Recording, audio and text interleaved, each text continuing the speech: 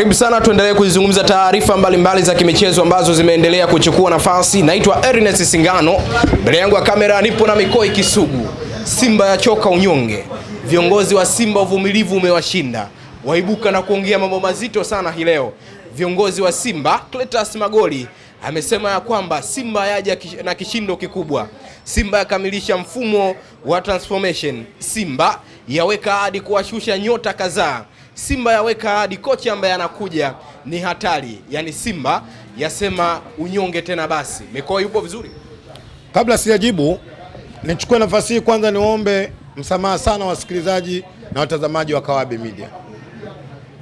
Walinitumia sana message, walisema usifanye mahojiano na Singano. Lakini Singano mimi mdogo wangu, hakuna namna. Lazima tuzungumze. Lazima tie maneno. Message zimenikataa. Message zimekukataa Singano sana.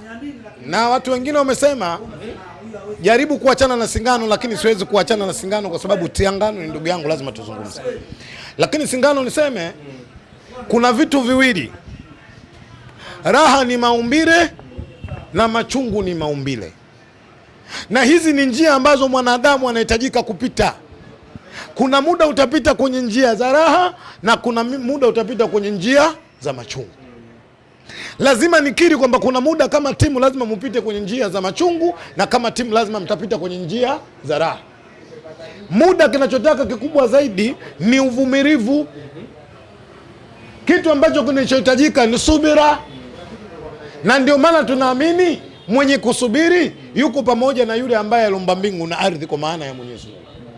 Lazima nikiri tumepita katika kipindi ambacho kigumu. Tunapita katika kipindi ambacho kina maumivu makubwa, lakini naamini siku zote ukiona chungu imezihiri basi jua tamu inakaribia. Nini unamaanisha?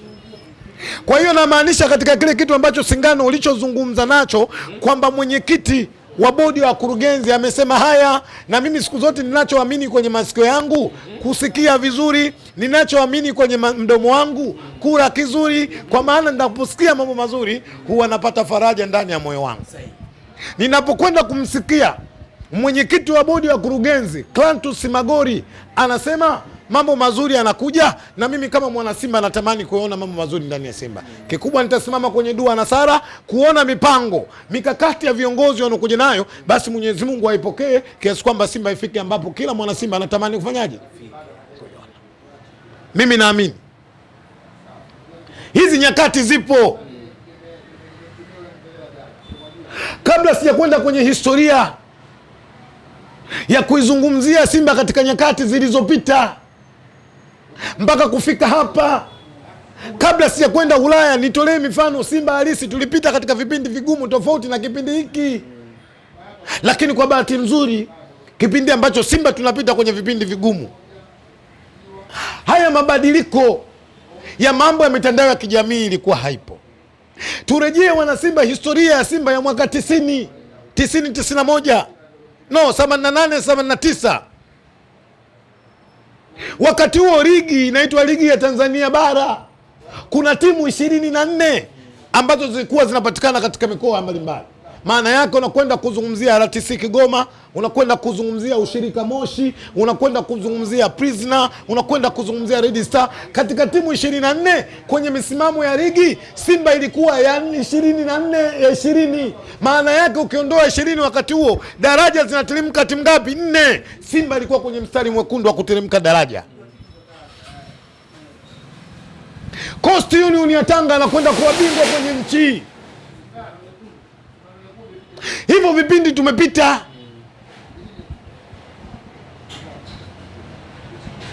Ondoa hicho, rudi katika miaka 2012, 2013. Simba tumesurvive zaidi ya miaka 5 hatukupata ubingwa kwenye nchi hii. Mwenyekiti wa klabu ya Simba akiwa mzee wangu, rafiki yangu, swaiba wangu Evans Aveva, makamu mwenyekiti Godfrey Nyange Kaburu, mwenyekiti wa kamati ya usajili marehemu Zakaria Hanspopu, Mwenyezi Mungu amweke mahali pema peponi. Tulikaa 5 years, miaka 5 bila kuchukua ubingwa.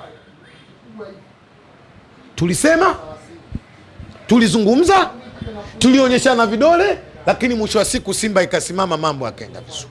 Mimi naamini Kama nilivyokiri awali, tunapita kwenye kipindi kigumu, lakini muda si mrefu Simba itasimama, kila mmoja ataona matunda. Miongoni chengine alichozungumza Magoli ni kwamba kulikuwa kuna kelele nyingi ama kulikuwa kuna maneno mengi ambayo yanasikika kuhusiana kwamba viongozi hawatendi wajibu wao kama inavyopaswa kutendwa. Akazungumza kwamba wao kama viongozi.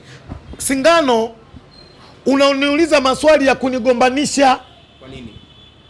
Ukienda kujibu watu kwa sababu wana mihemko watakuwa hawaelewi, kwa sababu tayari washaamini kwamba wapite kwenye njia hii. Huwa nasema siku zote na nitaendelea kusema, la Ngoswe lazima tumwambie Ngoswe, la Kisugu lazima tumwambie Kisugu. Kwenye timu nimesema kuna pati tatu. Kuna pati ya mashabiki kwa maana ya wanachama, kuna pati ya management, kuna technical bench pamoja na players. Kila mmoja na kazi yake, ili tufanye kazi kwa pamoja, ili kuhakikisha kwamba Simba inakwenda kamilisha taratibu zake. Lazima technical bench wafanye kazi yao na players, management wafanye kazi yao na mashabiki wafanye kazi yao. Mimi naamini mashabiki tunafanya kazi yetu kwa 100%, tunakwenda katika uwanja kusupport team. Na hili hakuna mwandishi wa habari yote anaweza akalikana katika hii dunia. Kazi ya management ni nini? Swali gumu hilo. Sana. Nini? Moja ni kusajili wachezaji.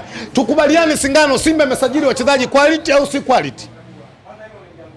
Jibu sema quality, kwa sababu kwenye timu ya Afrika Mashariki na Kati, kwenye timu ya taifa, Simba iliyotoa wachezaji wengi. Ukiingia katika mlolongo katika vilabu vinavyoshiriki katika mataifa yanayoshiriki kwenye mashindano ya AFCON, Simba inawezekana ya 3 ya 4 kutoa wachezaji wengi waliokwenda kushiriki kwenye yale mashindano.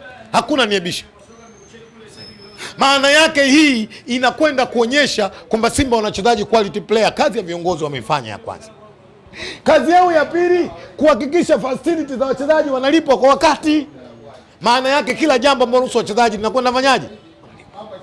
Kama hao wanayafanya, kilichobaki ni nani kwenda kutekeleza Simba waweze kupata point 3? Tujiulize. Sitaki kujibu, tuachie mashabiki wa Kawabe. Ni nani ambaye tuache mashabiki wa Kawabe. Tujibu mjadala. Ni nani ambaye wachezaji Singano? Wachezaji leo hii tuseme tutakavyosema. Tuambie wachezaji tutakugaieni shamba heka 50 kila mchezaji. Wao ndo wanatakiwa kwenda kuhakikisha kwamba timu inapata matokeo mazuri kwenye pichi. Wachezaji wengine ambao wanasemekana wafanye vizuri na wengine wapo kimwili Simba lakini kiakili hawapo pale. No comment. Nafsi ya mtu na Elie Mpanzu leo hii amezungumziwa. Nafsi ya mtu siwezi kuizungumza. Na amelijibu kwamba Magoli miongoni mwa kitu alichoulizwa pia ni kuhusiana na Elie Mpanzu. Ni mchezaji wa Simba. Mwenyekiti wa bodi amejibu, ana mkataba mrefu na klabu ya Simba.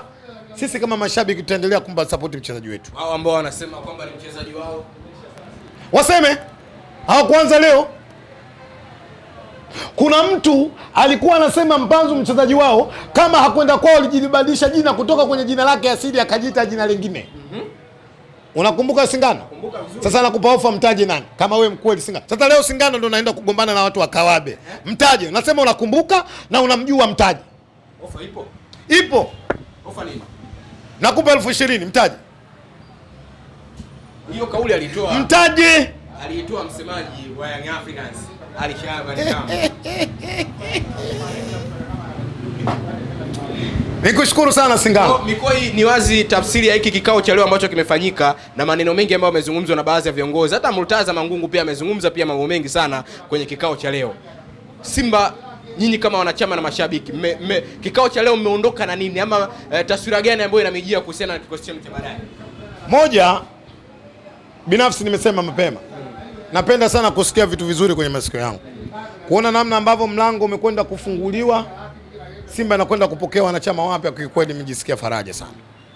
Kwa sababu naamini kwamba tutakapokuwa na wanachama wapya, maana yake kuna mawazo mapya tutaingiza ndani ya Simba. Kimekuwa kilio cha muda mrefu kuona namna ambavyo watu wanaingiaje. Simba anakwenda kufungua milango kukaribisha wanachama wapya. Ni jambo jema, ni jambo zuri, ni jambo ambalo mimi binafsi nimefurahia, na nichukua nafasi hii niwapongeze sana management ya Simba katika hiki ambacho walichokifanya. Ni jambo kubwa. Kuna namna ambavyo sasa wamekwenda kufungua milango, klabu inakwenda kupokea wanachama, kwa sababu mimi naamini uhai wa timu ni wanachama pia. Kwa hiyo ni jambo ambalo mimi limenifurahisha sana. Lakini watu wengine pia wakaenda mbali sana kuhusiana na pia kocha mpya ambaye anakuja Simba. Viongozi wakawatuliza wakasema kwamba kocha ambaye anakuja ni kocha ambaye tunamwamini, lakini pia tumemfanyia analysis nzuri. Ni wazi kabisa mnamtamani kocha mpya Simba. Aliyesema ni mwenyekiti wa bodi ya klabu ya Simba. Aliyesema ameshawahi kuwa makamu wa rais wa chama cha mpira wa miguu Tanzania TFF. Aliyesema aliwahi kuwa mjumbe katika wajumbe shirikisho la soka barani Afrika CAF. Maana yake mpira anajua. Anaposema kwamba wanakwenda kufanya research kutuletea mwalimu quality player, mwalimu mwenye uwezo mkubwa, mimi lazima nilikubali hilo. Kikubwa nasubiria muda ufike wamtangaze. Sisi kama mashabiki kazi yetu ni kumpokea na kuendelea kumpa support. Mnasema mnaenda kuomba dua tarehe 22. Ingali kuna kauli inasema kwamba mpira ni alamu. Sasa dua na Mungu, mpira na Mungu ni wapi na wapi? Mikoa Kisugu vinaingilianaje? Kwanza nikushukuru sana Singano. Moja katika maswali ambayo umeniuliza na ninasema mbele ya Kawabe toka nikujue, hakuna swali zuri ulioniuliza kama hili swali la leo. Na hili swali yawezekana ikawafunza kwenda kujifunza katika binadamu wengine. Si mtaalamu wa kujua sana katika imani, lakini ni mtaalamu sana wa kupenda kusikiliza katika imani kinachozungumzwa.